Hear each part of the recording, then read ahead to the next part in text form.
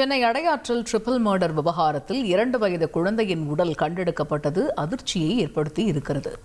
இளம் பெண்ணை பாலியல் வன்கொடுமை செய்து குடும்பத்தையே கொலை செய்து வெறியாட்டமாடிய கும்பல் பற்றிய பின்னணியை விவரிக்கிறார் செய்தியாளர் Solomon. Over to you, Solomon.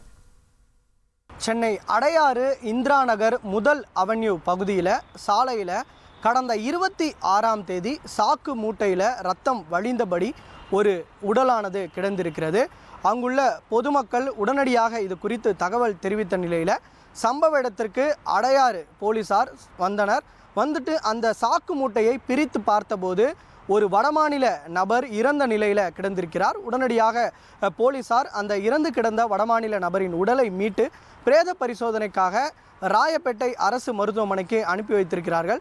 இந்த வடமாநில நபர் யார், எதற்காக கொலை செய்யப்பட்டார், இவரை கொலை செய்தது யார் உள்ளிட்ட பல்வேறு கோணங்களில் அடையாறு போலீசார் தனிப்படை அமைத்து தீவிர விசாரணையில் இறங்கினர். குறிப்பாக இந்த சாக்கு மூட்டையில் கிடந்த உடலை 2 நபர்கள் இருசக்கர வாகனத்தில் வந்து அவர்கள் அந்த உடலை தூக்கி வீசிவிட்டு செல்வது போன்று அங்குள்ள சிசிடிவி காட்சியில் பதிவாகி இருக்கிறது. மேலும் அந்த இறந்து கிடந்த இளைஞரோட உடலில் இருந்த துண்டுச்சீட்டை அடையாளமாக வைத்து அந்த நபர் யார் என்பது தொடர்பான விசாரணையை போலீசார் முடுக்கிவிட்டிருக்கிறார்கள். குறிப்பாக போலீசாரோட முதற்கட்ட விசாரணையில் அந்த இறந்து கிடந்த வடமாநில நபர் பீகாரை சேர்ந்த கௌரவகுமார், வயது 24 என்பதும் தெரிய வந்திருக்கிறது.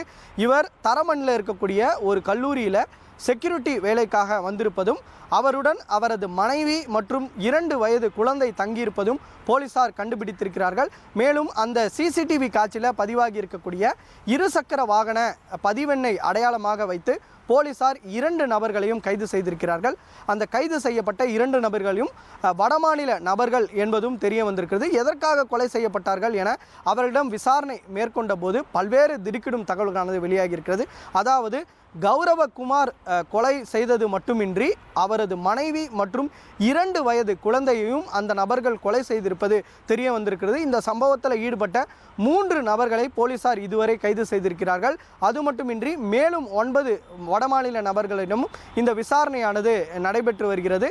இந்த கொலை செய்யப்பட்ட 2 நபர்களையும் எங்கே வீசினார்கள் என்பது தொடர்பாக விசாரணை மேற்கொண்ட போது அந்த 2 வயது குழந்தையை மத்திய கைலாஷ் பகுதியில் இருக்கக்கூடிய ஆற்றங்கரையோடும் வீசியிருப்பதும், மற்றொரு அவரது மனைவியை பெருங்குடியில் இருக்கக்கூடிய குப்பை கிடங்கில் கொலை செய்து தூக்கி வீசியிருப்பதாக கைது செய்யப்பட்ட நபர்கள் வாக்குமூலம் அளித்திருக்கிறார்கள்.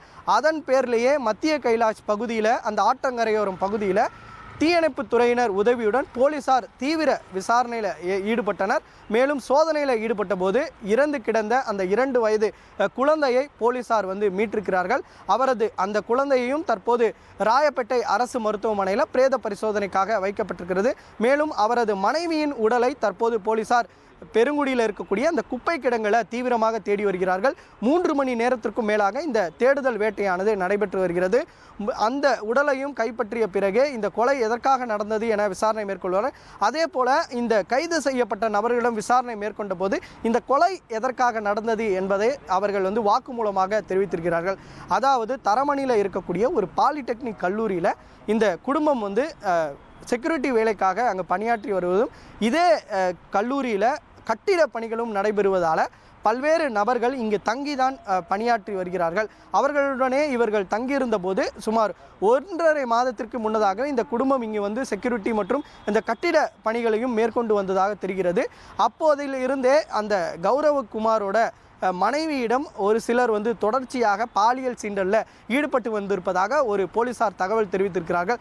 அதே போலத்தான் ஞாயிற்றுக்கிழமை அன்றும் இதே போன்று பாலியல் சீண்டலில் ஈடுபடும் போது அவரது கணவர் பார்த்ததாகவும், அந்த கணவர் இது குறித்து தட்டி கேட்கும் போது தான் அந்த வடமாநில இளைஞர்கள் ஒன்று சேர்ந்து கம்பியால் ராடால் அவர் மீது தாக்கியிருப்பதும் அப்போதே அவர் உயிரிழந்திருப்பதும் தெரிய வந்திருக்கிறது. அதே போல் அவரது மனைவியையும் தற்போது பாலியல் வன்கொடுமை செய்ததாகவும், அதன் பின்னர் அவரது மனைவியும் கொலை செய்துவிட்டு அந்த 2 வயது குழந்தையும் கீழே அடித்து கொலை செய்ததாக போலீசார் விசாரணையில் தெரிய வந்திருப்பதாக ஒரு தகவல் தெரிவிக்கப்பட்டிருக்கிறது. இருப்பினும் அவரது மனைவியோட உடலை கைப்பற்றிய பிறகு முழுமையாக விசாரணை தெரிய வரும். தொடர்ச்சியாக அந்த வடமாநில நபர்கள் கைது செய்யப்பட்ட 3 வடமாநில நபர்கள் உட்பட 9 பேர் இந்த விசாரணையில் விசாரணை நடைபெற்று வருகிறது. அவர்களிடம் முழுவதுமாக விசாரணை மேற்கொண்ட பிறகு இதில் எத்தனை பேர் கைது செய்யப்படுவார்கள் என தெரிய வரும். இதுவரை 3 நபர்கள், மற்ற நபர்களும் கைது செய்ய வாய்ப்பு இருப்பதாக போலீசார் தரப்பில் தெரிவிக்கப்பட்டிருக்கிறது.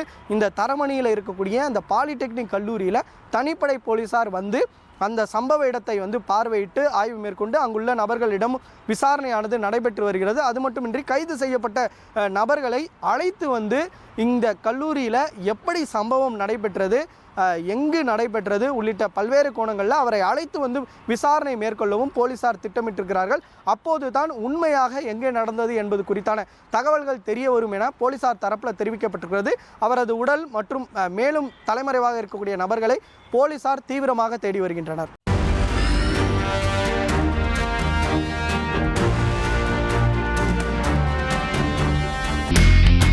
இனி செல்லும் இடமெல்லாம் செய்தி.